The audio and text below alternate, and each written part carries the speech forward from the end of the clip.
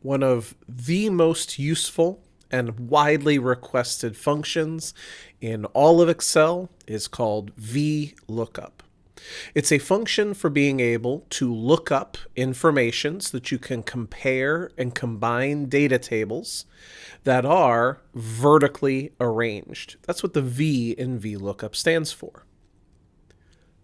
Let's start with that vertical data table. What does a vertical table look like?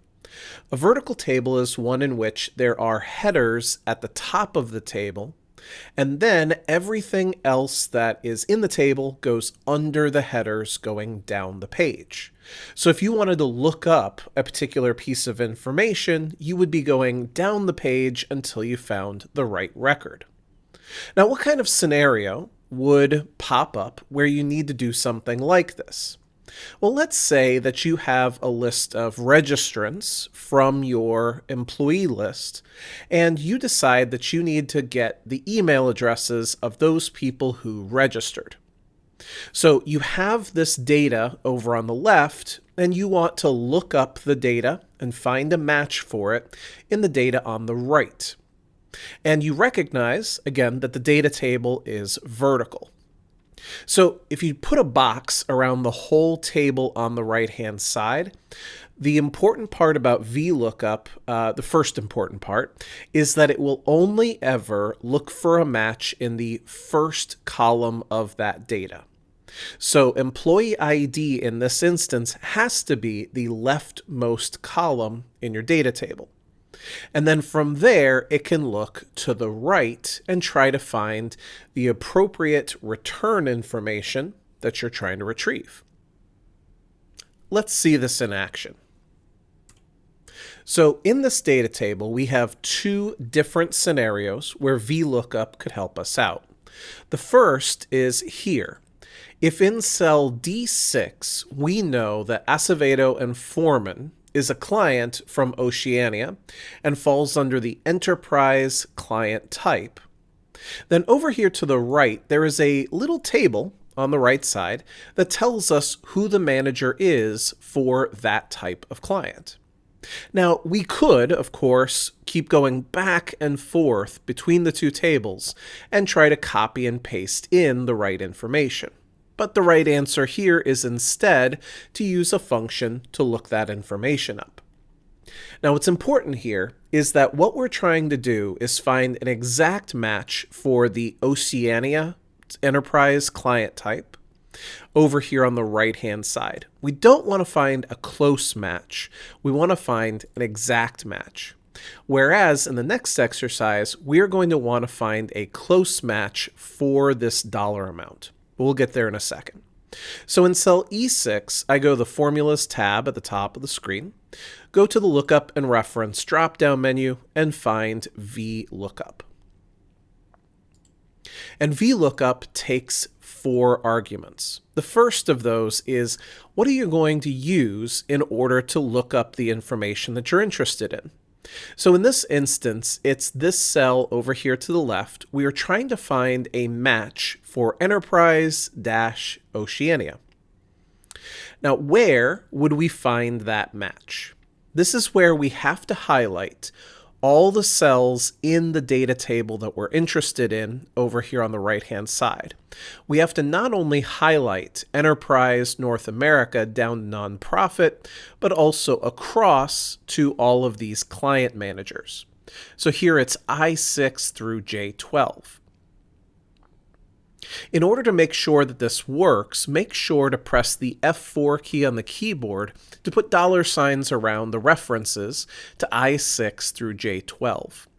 These dollar signs make sure that the reference is locked in as an absolute reference and it doesn't slide down the page as we decide to copy this into other cells in the future. So we're hoping that we find Enterprise-Oceania over here in this column on the left-hand side. Remember that VLOOKUP always looks in the leftmost column for that match. And then this question here just says, which column out of this little data table over here is going to have the return information?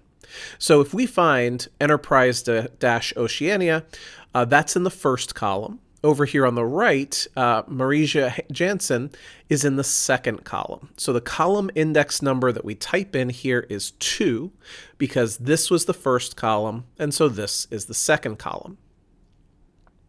Now, something to beware of. If you look at range lookup here, it may seem like you don't need to fill this in.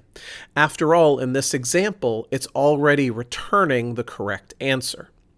But unfortunately, if you leave the range lookup field empty, it's not going to look for an exact match, but just the closest match without going over, which is very likely to be wrong in many situations.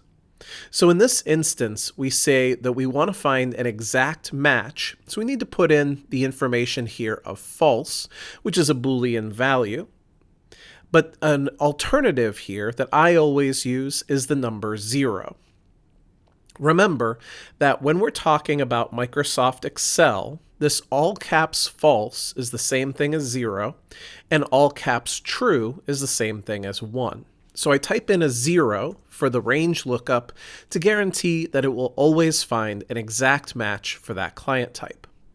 I then click OK and put my mouse in the bottom right-hand corner and double-click in order to fill in the rest of the client managers.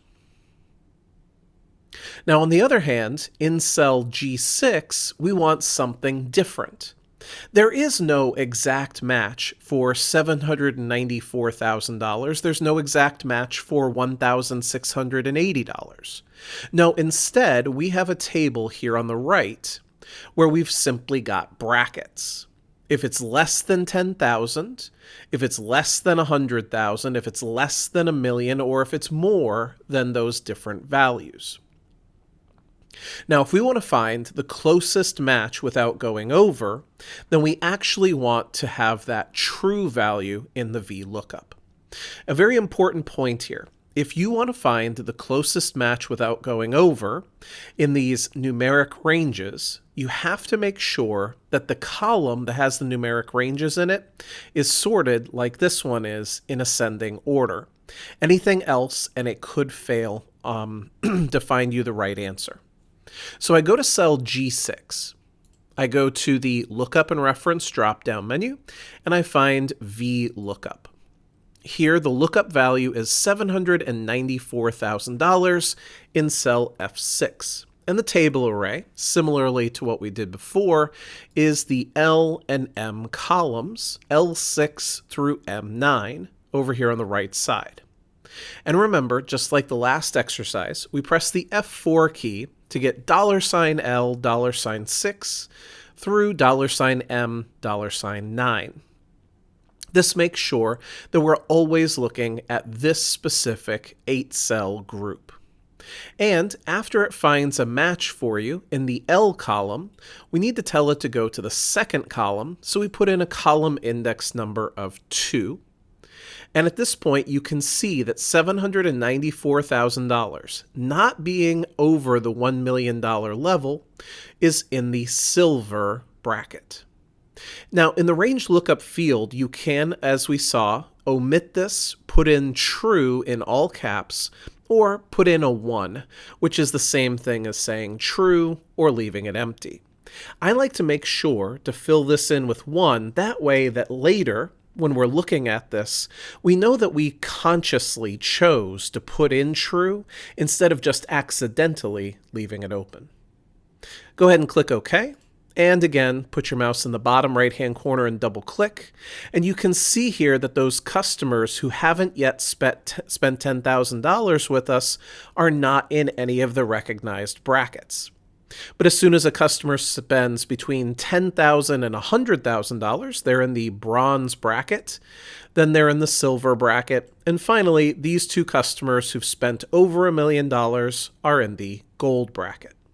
And so VLOOKUP looks vertically down the page for a match, either an exact match or a close match without going over in these two different scenarios.